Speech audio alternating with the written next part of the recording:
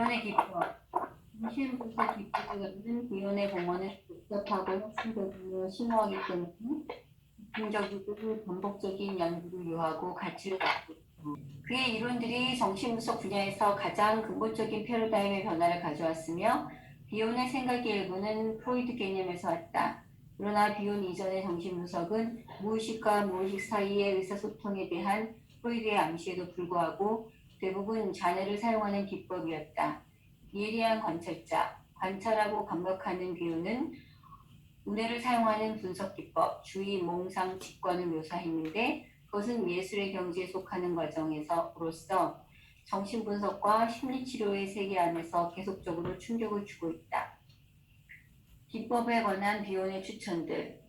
기법과 관련해서 비유는 아주 명확하게 다음의 5가지를 제안한다. A. 분석을 수행할 때 감각, 신화, 열정을 사용하라. 감각은 어떤 하나 또는 모든 감각을 사용하여 예리하게 관찰할 것을 말한다. 신화는 분석 회기의 오인, 분석적 대상을 조직하고 그것과 결합하는 것으로 발견될 수 있는 특정한 신화적 환경을 말한다. 여기서 말하는 분석 회기의 오는 클라인하파의 용어로 최대의 무의식적 불안이다. 비오는 분석가가 정신분석에 대한 과학적인 면역체계에 해당하는 신화를 찾고 저장해야 한다고 제안한다. 신화는 또한 의식적 및 무의식적 환상을 받쳐준다. 열정은 환자의 정서와 공명하게 하는 분석가의 정서 상태를 말한다. 비오는 분석가가 관찰의 두 형태, 곧 정서적이고 객관적인 형태를, 다시 말해서 직감과 주의를 사용하라고 추천한다.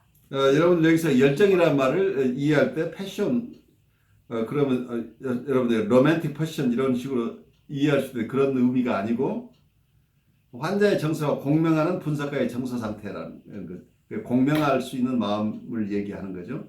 그래서 이걸 열정이라고 할 때 이거 보통 쓰는 어떤 개념으로 받아들이지 말고 환자의 정서와 공명하는 분석가의 정서 상태를 패션이라고 한다. 그래서 이 데피니션을 잘 이해를 하셔야 돼요.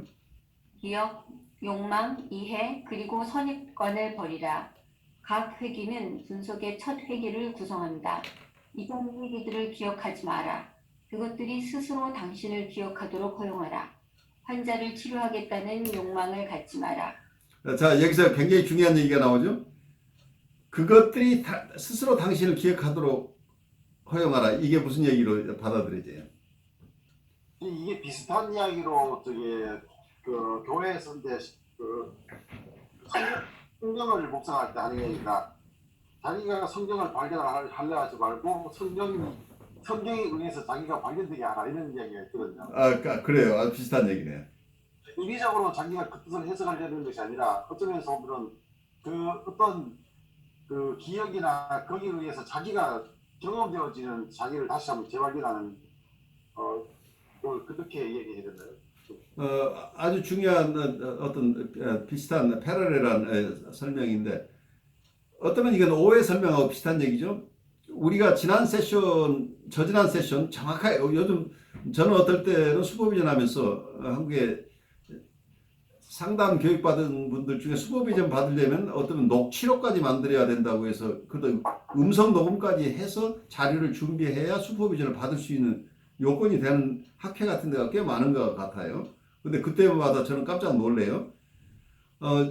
상담 세션을 하면서 우선 기록을 한다는 것도 그 녹음까지를 해서 그것을 녹음해서 그걸 분석해서 얼마나 이게 도움이 될까 하는 저는 의심스러운데 어떤 면에서 우리가 분석적인 입장에 있다고 하는 것은 선입견을 내려놓고 어쩌면 우리의 기억이나 우리의 어떤 이해, 과거의 이해나 선입견이나 우리의 소망이나 기억 모두를 내려놓으라고 하는 비혼의 얘기 속에서는 어떤 면에서는 우리가 어떤 것이든 만약에 우리가 정서적인 얘기를 한다면 내담자와 관계에서 내담자가 우리에게 투사하는 어떤 것이라도 다 수용해낼 수 있는 컨테인할 수 있는 자리를 비워놓는 과정이죠. 어쩌면 새롭게 나를 채울 어떤 새로운 것들이 우리에게 드러나는 것을 허용해 주려면 우리가 우리 마음을 포화시켜서는 안 된다. 우리 마음에 어떤 것으로 가득 차 있다고 한다면 우리는 비어 있지 않기 때문에 어떤 것도 수용해낼 수 없는 거죠. 우리가 리셉터클이 될 수 없다는 거죠. 말하자면 우리가 구유가 될 수 없다는 거죠. 그러니까 어떤 새로운 정서나 어떤 생각이나 어떠면 내담자가 처리하지 못하는 어떤 것들을 만약에 우리에게 투사해서 우리가 컨테인해야 된다고 한다면 우리 마음을 이미 가득 채우고 있어서 다른 것을 받아들일 준비가 되어 있지 않다고 한다면 어떤 것도 우리의 마음에 담기지 않는다는 거죠. 우리에게 담기지 않는 상황에서는 누구도 도와줄 수 없다 이런 얘기죠. 그런데 어떤 면에서는 그러면 지난 회기의 것, 그 지난 회기의 것을 우리가 참 알고 있어야 이 사람을 도울 거 아니냐 하는데 어쩌면 만약에 우리가 비어있는 상태에 있다고 한다면 우리가 모든 걸 잊어버리는 거 아니에요? 사실은 우리 안에는 무의식의 영역에 내려가 있는 많은 것들이 있죠. 이론도 있고 지금까지 훈련해낸 것들도 있고 우리의 과거의 경험도 있고 지난 회기에 있던 것들도 다 우리 무의식의 레벨에 내려가 있는데 우리의 자유현상에서 필요한 경우에는 지난 회기 것 다 몇 회기 전 것이건 다 다시 드러난다는 얘기예요. 그래서 지난 세션 그 자체가 스스로 자기 모습을 드러나도록 허용해 주라는 얘기예요. 말하자면 또 다른 쪽에서 얘기한다면 그것이 내담자의 오건, 나의 오건, 우리의 무의식 속에 있는 것이 스스로 드러날 수 있도록 우리를 비워내야 된다는 거죠. 이제 그런 의미로 이걸 받아들이면 어떨까 싶어요. 지난 회기를 우리가 일부러 기억하려고 하는 순간 우리는 지금 here and now, 지금 여기에서 진행되는 세션을 놓쳐버린다는 얘기예요. 그래서 과거에 매이지 않고 있어야 된다. 그러면 과거를 완전히 잊어버리는 게 아니고 우리는 무의식의 세계를 항상 열어놓고 있기 때문에 필요한 것이 있는 경우에는 그 회기가 우리에게 드러난다는 얘기예요. 스스로 모습을 드러내게 될 거라는 얘기예요. 그래서 불안해하지 말고 기억하려고 하지 말고 지금 현재 있는 이 세션에 집중할 수 있으면 좋겠다. 이 얘기를 한다고 받아들이면 어떨까 싶어요.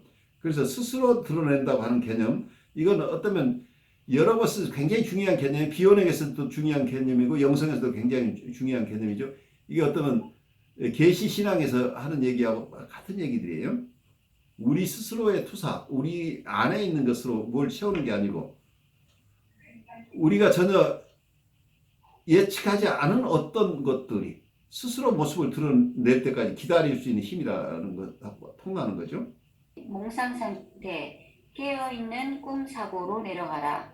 그러면 환자의 정서와 공명하는 분석과 자신의 무의식적인 정서적 반항에 최적으로 수용할 수 있을 것이고 그것들을 가장 잘 끌어올릴 수 있을 것이다. 분석가는 자신이 느끼지 않은 것을 해석으로 제시해서는 안 된다. 환자는 그것을 알게 될 것이다. 더욱이 분석가는 해석을 반복하지 말아야 한다. 모든 해석은 분석가와 환자 모두를 놀라게 하는 것이어야 한다. D. 차별적인 상상력과 사변적인 추리를 자유롭게 사용하라. 2. 분석가는 분석 회계를 꿈꾸어야 한다. 즉, 그는 환자의 아직 꿈꾸지 않은 또는 불완전하게 꿈꾼 정서들, 크게는 오를 꿈꾸어야 한다. 분석가는 기억과 욕망을 피해야 한다는 비운의 권고는 그의 정신분석을 나타내는 보증서가 되었다.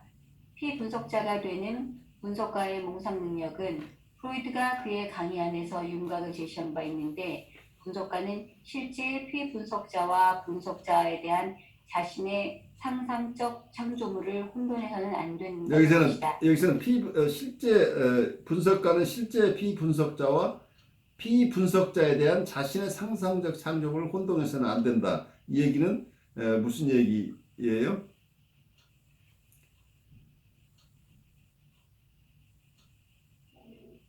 자기 스스로 가지고 있는 선입견, 우리가 투사해서 상대방을 보지 말라는 얘기죠. 그래 피분석자가 있는데 실제 피분석자와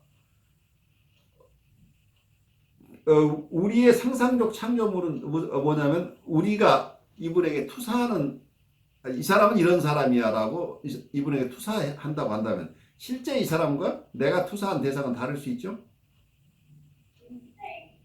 그래서 선입견으로 판단해서는 안 된다는 얘기를 여기서 하고 있는 거죠. 그 다음으로 가죠. 그리고 피분석자로 하여금 같은 것을 할 수 있도록 도울 수 있어야 한다는 것이다. AI의 꿈꾸기를 위한 모델로서의 밤 시간의 비전. 비온의 글을 보면 밤 시간의 비전이 갖는 특성을 정신 현상을 설명하는 모델로서 사용하고 있다는 인상을 받는다. 시각 기능과 관련해서 밤 동안에는 근접한 원뿔체보다 망망대해하는 효과적인 도구가 된다. 그리고 그것은 눈의 중심에서 벗어난 곳에 있다. 따라서 밤 시간의 주제는 주시하고 있는 대상들, 예컨대 별들의 옆면을 바라보도록 강요받는다. 나는 이 현상이 수단의 빗줄기를 비추라는 비온의 제안을 위한 유기적 모델을 구성한다고 제안한다.